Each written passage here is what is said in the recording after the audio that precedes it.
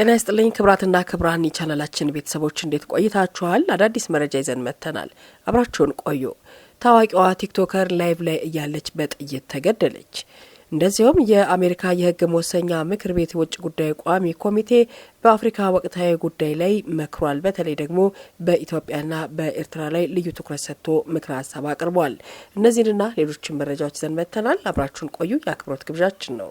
ታዋቂዋ ቲክቶከር ላይቭ ላይ ያለች በጥይት ተገደለች። የ23 ዓመቷ ወጣት ማህበራዊ ሚዲያ ተጽዕኖ ፈጣሪ የቲክቶክ ቀጥታ ስርጭት ላይ ያለች በተተኮሰባት ጥይት ነው መገደሏን የምትኖርበት ግዛት አቃቤ ሕግ ያስታወቀው።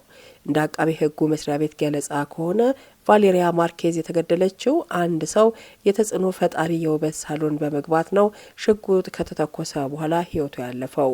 ግድያው የተፈጸመበት ምክንያት እስካሁን ባይደረስበትም ጉዳዩ የሴት ልጅ ግድያ ምድብ ውስጥ ተካቶ ምርመራ እየተካሄደበት መሆኑን አቃቤ ሕጉ ገልጿል።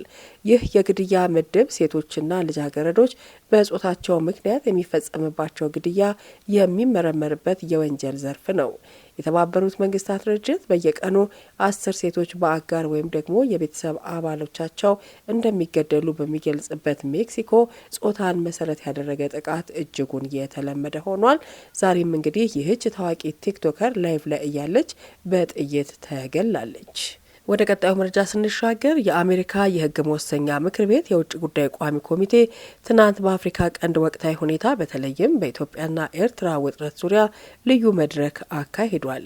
በመድረኩ ማብራሪያ የሰጡት የአሜሪካ የውጭ ግንኙነት ካውንስል ባለሙያዎች በኢትዮጵያና በኤርትራ መካከል ያለው ሰላም አስተማማኝ እንዳልሆነና ይልቁንም ለመፈንዳት ቋፍ ላይ የሚገኝ መሆኑን አስረድቷል።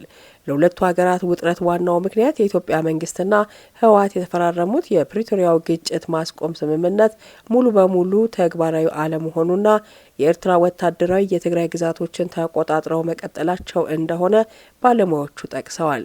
የግጭት ማቆም ስምምነቱ አጣብቂኝ ውስጥ ገብቷል ያሉት ባለሙያዎቹ ለተግባራዊነቱ ዓለም አቀፍ ግፊት ያስፈልጋል በማለት መክረዋል። የተከበራችሁ የቻናላችን ቤተሰቦች ለሰዓቱ ያዘጋጀናቸው መረጃዎች በእንዲህ መልኩ ተጠናቀቁ። ሀሳብ አስተያየት ካላችሁ መስጠት ትችላላችሁ። እንደዚሁም ደግሞ ይህንን ቻናል ላይክ፣ ሰብስክራይብ ማድረጋችሁን አትዘንጉ። መልካም ጊዜ በያላችሁበት።